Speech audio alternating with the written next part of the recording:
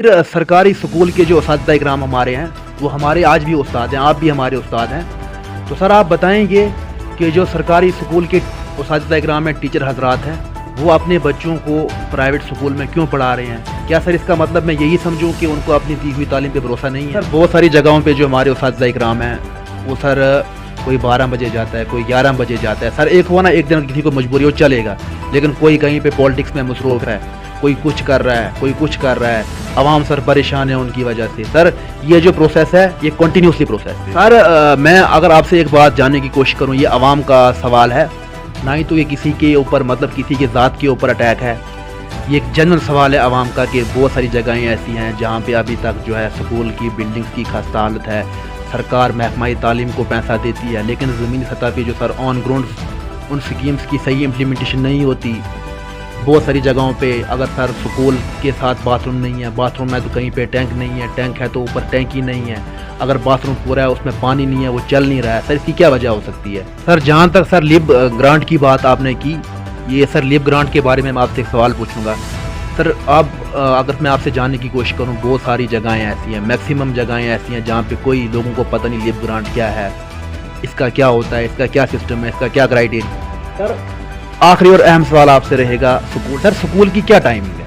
नाजरीन आदाब, आप देख रहे हैं आवाम की आवाज़। मैं हूं आपका मेज़बान इफ्तिकार सोफ़ी। नाजरीन, इस वक्त हम मंडी में मौजूद हैं और हमारे साथ खसूसी बातचीत करने के लिए मौजूद हैं जोनल एजुकेशन ऑफिसर मंडी मोहम्मद बशीर साहब। नाजरीन, अगर हम महकमा तालीम की बात करें, ये सबसे बड़ा महकमा है, सबसे बड़ा डिपार्टमेंट है। एजुकेशन डिपार्टमेंट सबसे बड़ा डिपार्टमेंट है। ये सबसे बड़ा डिपार्टमेंट क्यों है, इसकी क्या वजह है? जितने भी डिपार्टमेंट्स हैं, उन सब डिपार्टमेंट्स का रॉ मटेरियल जो है वो एजुकेशन डिपार्टमेंट ही तैयार करता है। और हमारे साथ बशीर साहब ख़ास मुलाकात में मौजूद हैं। आवाम के हम सवालात लेके आए हैं इनके पास आज महकमा तालीम को लेकर। आखिर महकमा तालीम जो है हमेशा तनकीद का निशाना क्यों होता है? हमारे उस्ताद भी हैं। सर बहुत बहुत शुक्रिया वक्त देने के लिए। शुक्रिया। सर सबसे पहले हम आपसे जानने की कोशिश करेंगे सर स्कीम्स के बारे में। प्राइमरी स्कूल और मिडिल स्कूल्स में कौन कौन सी स्कीम्स आती हैं? बिस्मिल्लाहिर्रहमानिर्रहीम। तमाम नाजरीन को मेरी तरफ से अस्सलाम वालेकुम, सत श्री अकाल, नमस्ते। जहाँ तक आपने बताया स्कीमें कौन सी आती हैं, तो गवर्नमेंट अपनी तरफ से बहुत कोशिश कर रही है कि इस तालीमी सिलसिले को दोबारा जो कोविड की वजह से नुकसान हुआ है उसको पूरा किया जा सके। तो अब न्यू एजुकेशनल पॉलिसी वो भी आ गई है, उसको भी इम्प्लीमेंट करना है। गवर्नमेंट की तरफ से ग्रांट्स भी दी जाती हैं स्कूलों में। पहले तो स्कूलों में टीएलई का पैसा आता था। जब एसएसए स्कीम राइज थी, टीएलई का 5,000 रुपया उस वक्त आता था जो स्कूलों में खर्च किया जाता था। स्कूल मेंटेनेंस के लिए 5,000 रुपया वो भी दिया जाता था। और टीचिंग एड्स, जो टीचर तैयार करते हैं बच्चों को पढ़ाने के लिए टीचिंग एड्स के तौर पर, उसके लिए भी पहले 500 रुपया था, उसके बाद 1,000 रुपया वो भी मिलता था। उसके अलावा अब एसएसए वाली स्कीम तो ख़त्म हो गई है और आरएमएसए वो स्कीम भी समग्रा में मदगम हो गई है। अब सारा पैसा जो है समग्रा के ज़रिए स्कूलों में दिया जाता है। तो आजकल जो प्राइमरी स्कूल में 10,000 रुपये ग्रांट मिलती है। सर ये जो आप बता रहे हैं प्राइमरी स्कूल को 10,000 रुपये ग्रांट मिलती है, सर ये ईयरली होती है? हाँ, ये एनुअल ग्रांट होती है, ईयरली होती है। उसके अलावा जो मिडिल स्कूल हैं हमारे, वहाँ पर 25,000 रुपया मिलता है एनुअल ग्रांट के तौर पर, अगर 50 तक एनरोलमेंट हो। 50 से लेकर 100 तक हो, उससे ज़्यादा हो जाएं तो वो और उससे वो 50,000 बन जाता है।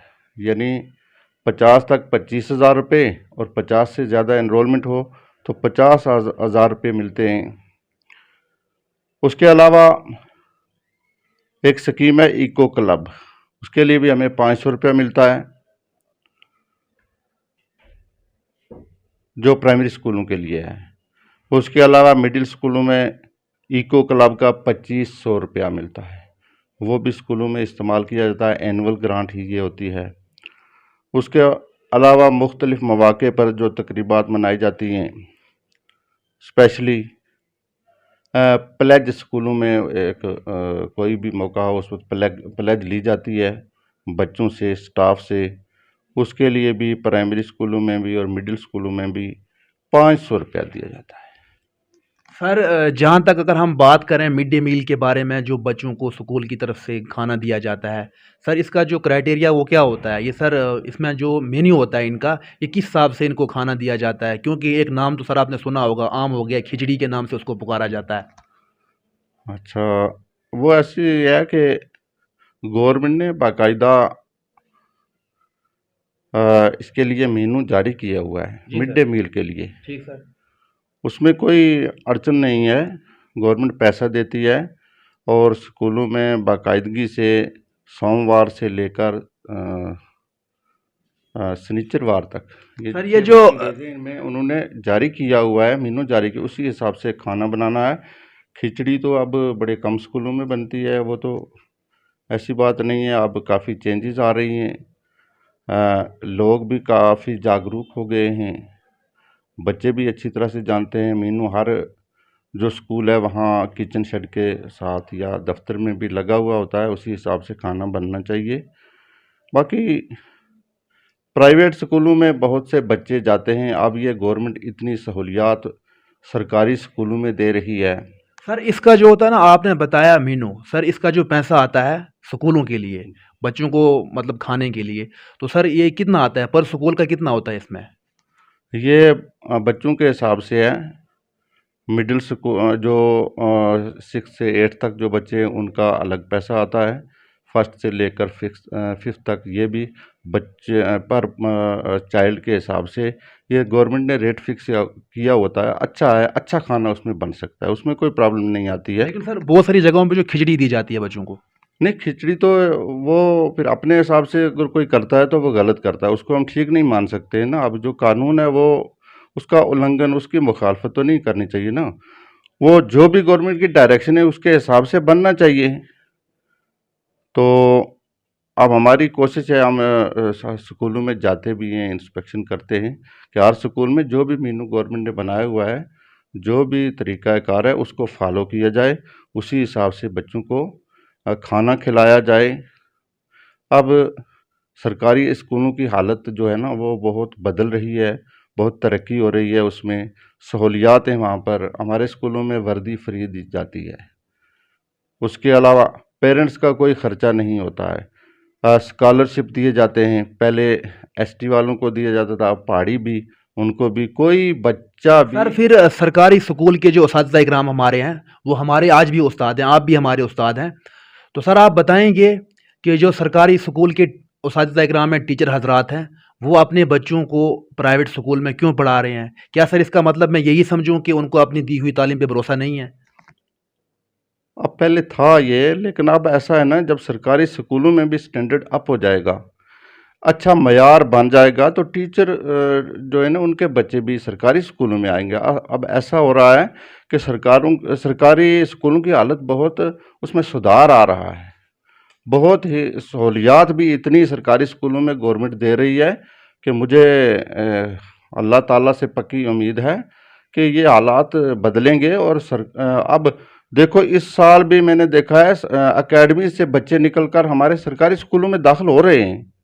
यहाँ मैंने 50 सर्टिफिकेट जो है ना एकेडमी से, जो उन्होंने काउंटर साइन के लिए मेरे पास लाए हैं कि जी वहाँ ऐसा नहीं है, अब सरकारी स्कूलों में हालात ऐसे बन गए हैं कि ठीक ठाक पढ़ाई हो रही है।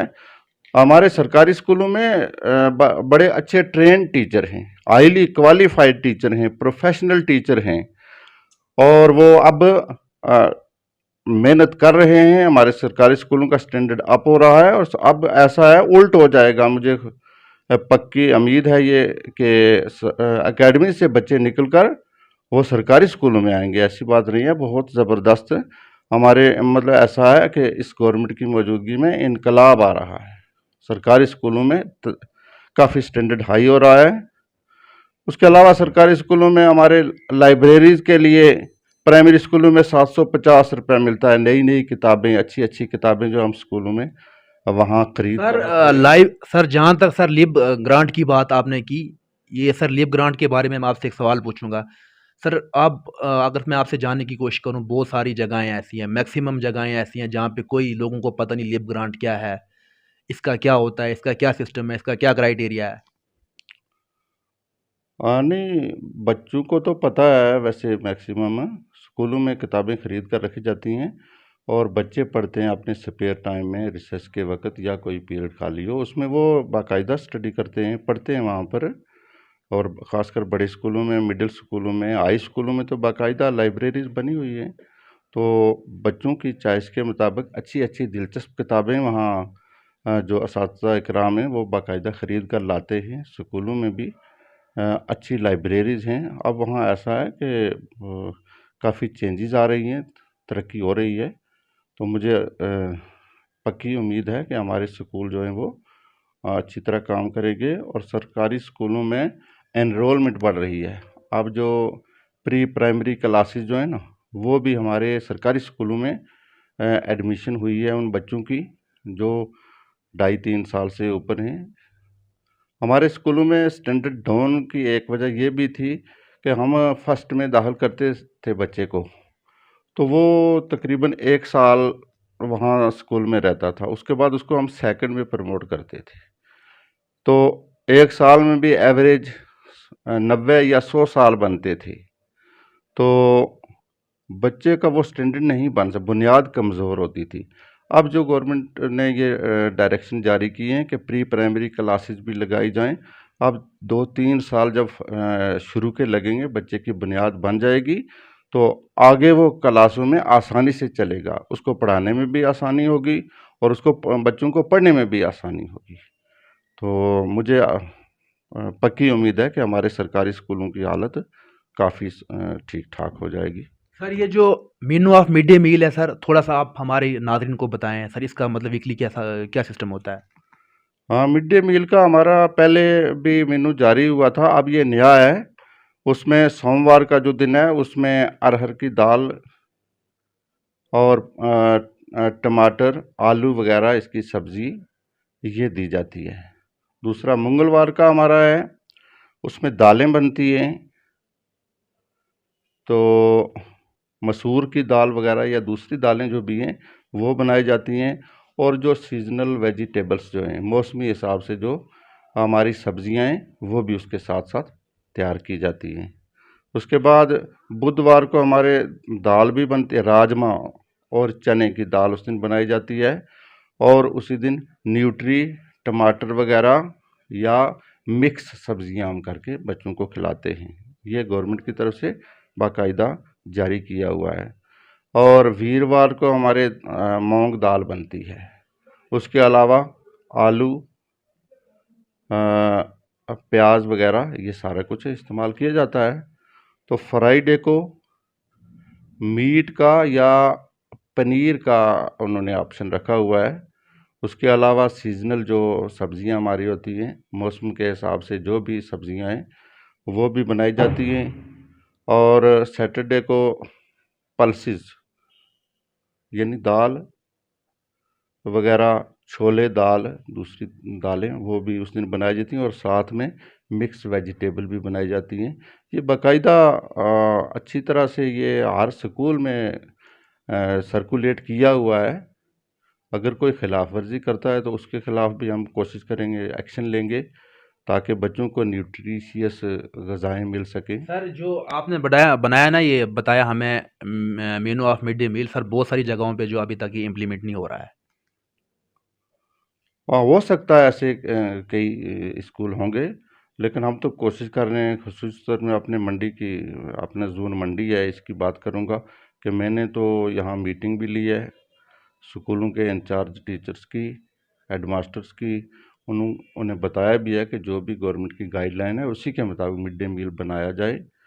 और अच्छी तरह से स्कूलों में पढ़ाई का सिलसिला जो 2 साल मुनक़ते रहा है कोविड-19 की वजह से, तो बच्चों को भी आदत जो है ना वो पढ़ने की वो नहीं रही जो पहले थी। तो अब आहिस्ता-आहिस्ता उनको अट्रैक्ट किया जाए स्कूलों की तरफ, स्कूल ताकि वो बड़ी कोशिश से और एक कशिश हो स्कूल के लिए, ऐसे स्कूलों में माहौल तैयार किया जाए। तो पेरेंट्स को भी इन्वॉल्व किया जाए, मंथली पीटीएम जो स्कूल में कराई जाए, वहाँ गांव के लोगों को बुलाकर, पेरेंट्स को बुलाकर उनके साथ सलाह मशवरे से काम किया जाए और एक मिशन समझकर इसको आगे बढ़ाया जाए ताकि हमारे सरकारी स्कूलों की हालत बहुत अच्छी हो जाए। हमारा देश सर मैं अगर आपसे एक बात जानने की कोशिश करूं, ये आवाम का सवाल है, ना ही तो ये किसी के ऊपर मतलब किसी के ज़ात के ऊपर अटैक है। ये एक जनरल सवाल है आवाम का कि बहुत सारी जगहें ऐसी हैं जहाँ पे अभी तक जो है स्कूल की बिल्डिंग्स की खस्ता हालत है। सरकार महकमा तालीम को पैसा देती है, लेकिन ज़मीनी सतह पे जो सर ऑन ग्राउंड्स उन स्कीम्स की सही इम्प्लीमेंटेशन नहीं होती। बहुत सारी जगहों पे अगर सर स्कूल के साथ बाथरूम नहीं है, बाथरूम है तो कहीं पे टैंक नहीं है, टैंक है तो ऊपर टैंक ही नहीं है, अगर बाथरूम पूरा है उसमें पानी नहीं है, वो चल नहीं रहा है। सर इसकी क्या वजह हो सकती है?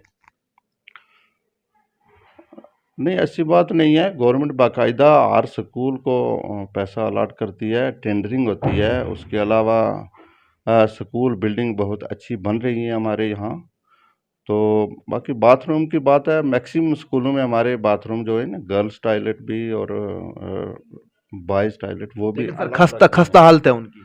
खस्ता अब यही है ना, कोविड-19 की वजह से बच्चे भी स्कूल नहीं गए, टीचर भी नहीं गए। वो भी घर से ऑनलाइन तालीम का सिलसिला थोड़ा बहुत चलता रहा, जो भी चला।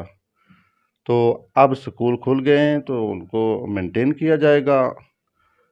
स्कूलों की सफाई की जाएगी, खासकर स्वच्छता जो है ना, एक गवर्नमेंट की जो वो ज़बरदस्त इस वक्त है। हर जगह इस पर बहुत ज़्यादा जोर दिया जा रहा है। और हमारे यहाँ कई स्कूलों में पानी की कमी थी, तो इन्हीं दिनों में यहाँ एक हमने एप्लीकेशन दी थी पीएचई वालों को। तो हमारे तकरीबन इन दिनों में काफ़ी सारे स्कूलों में पाइपलाइनें लग गई हैं, पीएचई की तरफ से पानी मुहैया हो गया है। चंद स्कूल होंगे कहीं पर प्रॉब्लम होगी, अगर वो नहीं है तो नेचुरल पानी के चश्मे स्कूल के पास वो इस्तेमाल कर रहे हैं। इतना कोई ये इशू नहीं है। ये आहिस्ता आहिस्ता बहुत सर ज़्यादा। जहाँ पे ना फंड्स का मिसयूज़ हुआ, मिसअप्रोप्रिएशन ऑफ फंड्स हुआ, सर उसको आप किस तरह से देखते हैं?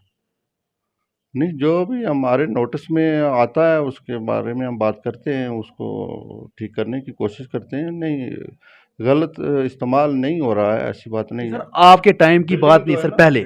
बिल्डिंग की बात यह है कि बिल्डिंग्स की बाकायदा टेंडरिंग होती है, उसके साथ उसको इंस्पेक्शन अथॉरिटीज़ होती हैं, जेई होते हैं, एडब्ल्यू वगैरह, सारे ये 3-4 महकमे मिलते हैं। उसके बाद जब वो स्कूल किसी सही पोजीशन में हो तो उसको हम हैंड ओवर, टेक ओवर वगैरह जो का आखिरी कार्रवाई करते हैं, उसके बाद पेमेंट होती है।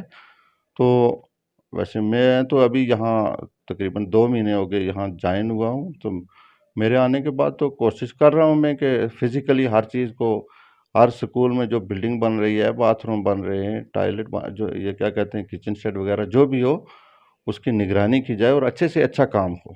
सर आखिरी और अहम सवाल आपसे रहेगा स्कूल टाइमिंग्स को लेके। सर स्कूल की क्या टाइमिंग है? स्कूल की टाइमिंग तो वही है जो गवर्नमेंट ने जारी की हुई है, वही 10 से 4 तक टाइम है। अभी जब चेंज होगा तो वो हो जाएगा, उसमें 8 से लेकर 2 तक भी होता है, ये तो टाइमिंग है उसमें। लेकिन सर बहुत सारी जगहों पे जो हमारे उस्ताद इकराम हैं, वो सर कोई 12 बजे जाता है, कोई 11 बजे जाता है। सर एक हुआ ना, एक दिन किसी को मजबूरी हो चलेगा, लेकिन कोई कहीं पे पॉलिटिक्स में मसरूफ़ है, कोई कुछ कर रहा है, कोई कुछ कर रहा है। अवाम सर परेशान है उनकी वजह से। सर ये जो प्रोसेस है ये कंटिन्यूसली प्रोसेस है। नहीं, इसके बारे में हम कोशिश कर रहे हैं। मैंने मीटिंग भी ली है, स्कूलों के इंचार्ज की मीटिंग ली है, टीचर्स को बुलाया है जब भी, तो उसके बारे में क्लियर कट डायरेक्शन है कि टाइम पर पंक्चुअलिटी बहुत ज़रूरी है। अब एक टीचर ही जब पंक्चुअल नहीं होगा, उसकी अपनी आदत ही ऐसी बन जाएगी तो बच्चों पर क्या असर पड़ेगा।